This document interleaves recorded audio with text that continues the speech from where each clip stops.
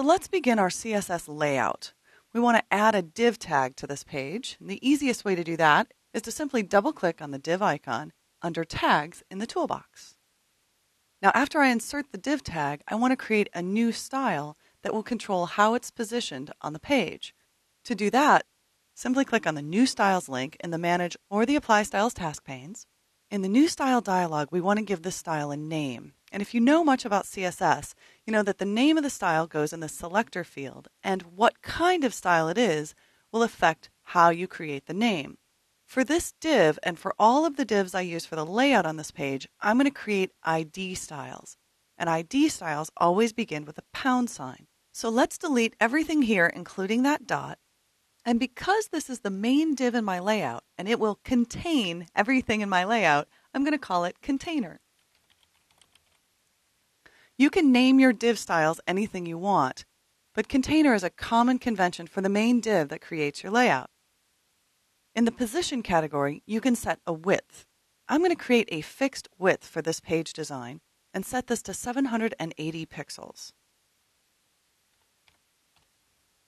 If you're designing for a target audience with 800 by 600 resolution monitors, it's generally safe to limit the total width of the design to no more than 780 pixels wide.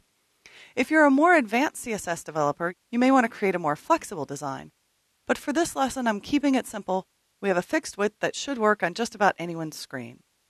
Now, the other thing I want to do is to center this div on my page, and I'll do that in the Box category. And here's the trick for centering a div in a CSS layout.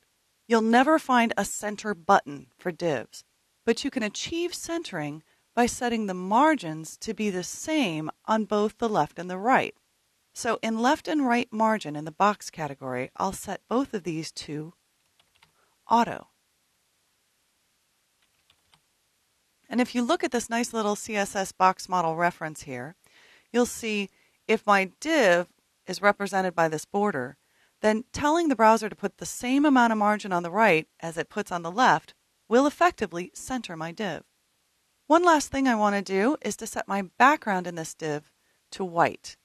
And that's what's going to create the white background in my design, even though the background of the page itself is this nice blue.